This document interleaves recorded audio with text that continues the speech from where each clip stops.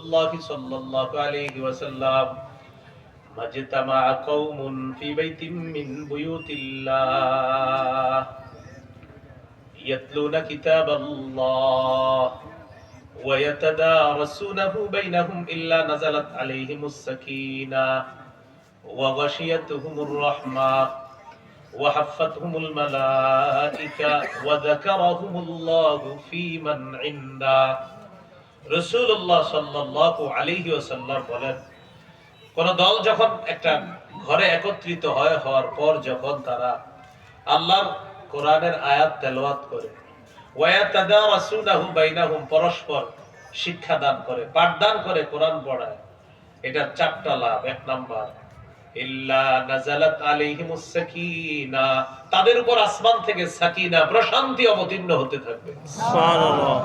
দুই নাম্বার, ওয়া গাশিয়াতুহুমুর রাহমা, তাদের এই পুরা মজলিসটাকে আল্লাহ রহমত ঢেকে রাখে। সুবহানাল্লাহ। হেফজখানা মাদ্রাসায় যে ছাত্রগুলা তেলাওয়াত করে, মনে রাখতে হবে, পুরা ক্লাসরুমটাকে আল্লাহ রহমত ঢেকে রাখে। তিন নাম্বার, ওয়া হাফাতহুমুল মালাইকা, তাদের পুরা ওই ক্লাসটা, কোরআনের ওই বৈঠকটাকে বেষ্টন করে ফেরেশতারা গোল হয়ে একদম আসমান পর্যন্ত পৌঁছে যায়। সুবহানাল্লাহ। চার নাম্বার, ওয়া যাকারাহুমুল্লাহু ফী মান ইনদা, ওই কোরআন ওয়ালাদেরকে নিয়ে আল্লাহ তাআলা ফেরেশতাদের সাথে আলোচনা করতে থাকে। সুবহানাল্লাহ। তাহলে কোরআন পড়বো তো ইনশাআল্লাহ। ইনশাআল্লাহ। আল্লাহ তৌফিক দান করেন। আমিন।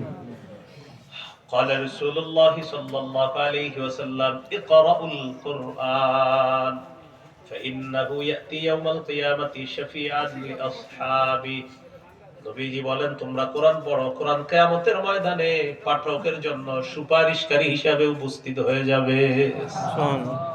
কোরআন ধরেন, কোরআন পড়েন, কোরআন সিনার সাথে লাগান, কোরআনকে আপন করে নেন। আল্লাহ তৌফিক দান করেন। আমিন। তিরমিজির 2947 নম্বর হাদিস, অন্তত 40 দিনে এক খতম কোরআন পড়া আপনাদের প্রত্যেকের জন্য মুস্তাহাব, আমাদের জন্য মুস্তাহাব। 40 দিনে এক খতম পড়া, যদিও অনেকে 40 বছরেও পড়েন নাই। অনেকে গত রমজানে পড়েছেন, এই রমজান পর্যন্ত এখনো ধরেন না, অপেক্ষা আছেন, আগামীকাল ধরবেন। স্ত্রীকে বলে রাখছে, এই গিলাপ